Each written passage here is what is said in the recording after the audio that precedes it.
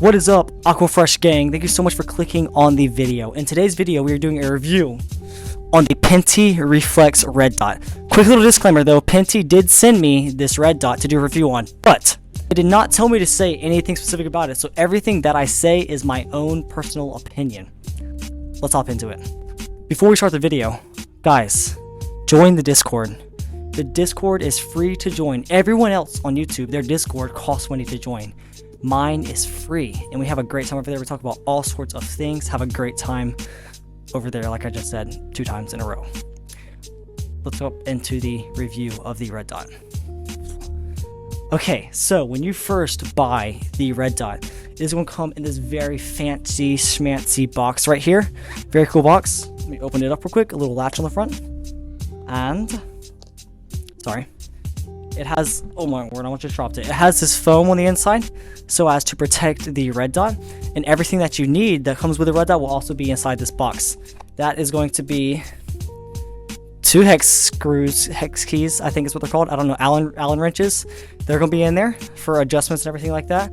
And then this microfiber cloth, the instruction manual that you will potentially need, depends on how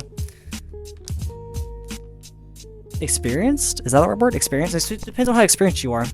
And then of course it will have, they're already in the thing, sorry, but it'll obviously have the red dot, and then it has 3 batteries that will power the red dot for a very extended period of time. Sorry, I thought I was about to sneeze, but I didn't. Let's go ahead and look at the red dot now. So the batteries will go in the front right here. You will unscrew that, and you put the 3 batteries in there, and you're pretty much set after that. The brightness adjustment is on the side right here. Sorry, it's really hard to point like this, but this button right here that my middle finger is touching. That is the brightness adjustment. There are 8 brightness adjustment settings. And guys, let me tell you, a lot of red dots that I've bought in the past have let me down with like if you go outside, you won't be able to see the red dot at all. But obviously if you're inside, you're like, oh, I can see it, it's perfectly fine, it's right there.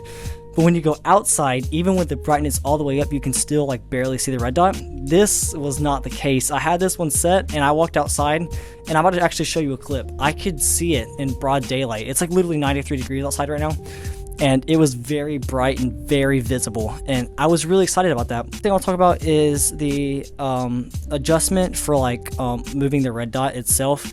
Right and left is on the side, and up and down is up there in the middle right here. Pretty self-explanatory, self-forward. You just shoot and you make adjustments based off of where the BB, or I guess it could potentially be a bullet. Not really, I don't know, let's say that on YouTube. Wherever the BB is going, you can adjust it to hit the same spot every time. Some people ask, are red dots necessary in airsoft? My personal opinion is that they are an extreme help, not necessarily necessary, but they can be a big help because sometimes the first shot really counts. If you see someone, you hold your airsoft replica up and you pull the trigger and the BB goes over here because you weren't aiming straight or whatever, then you might not get that second shot. But if you had a red dot, you would throw it up and have a general idea of where you need to be aiming in order to hit the target. Mounting the red dot, if you're using it on something like an AK, such as I am at the moment. Oh, hold up. Oh! I am mounting it on my AK on this rail on the top. All I had to do is throw it on there, and I'm set, good to go. Even with a face mask on, my Face Pro, I can still have a perfect sight picture with that.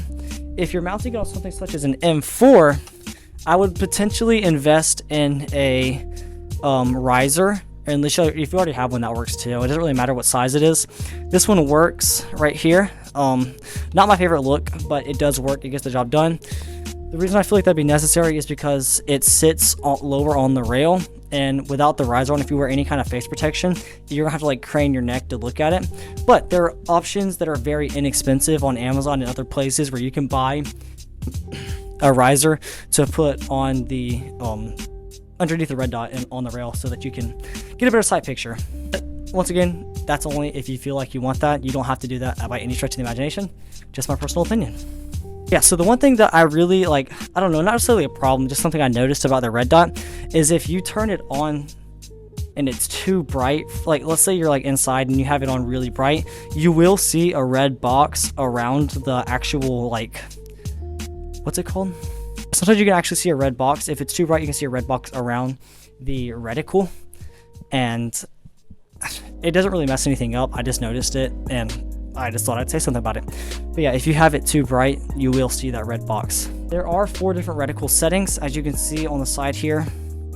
I'll show a little B-roll or whatever it's called, but yeah, there are 4 different settings there. You can choose whichever one floats your boat, whatever one you like, and it should work pretty good for you. I think it's a good red dot. If you feel like purchasing one, you definitely can. There is a link in the description that you can use to go about purchasing that red dot. If you feel like you want to buy one, you can look at it. Tell me your thoughts of this red dot in the description. In the comment section. Leave a comment. Ask questions if you have them. If there's a question that you have that you want to ask, you can ask it and I will potentially answer it. So I hope you guys have a wonderful rest of your day / night. I just kissed the microphone. That was really weird. I don't know if you can hear that. I can't hear it, but you might be able to hear it. All right, guys, have a great rest of your day / night. I love you. Hope you have a blessed, wonderful life. Goodbye.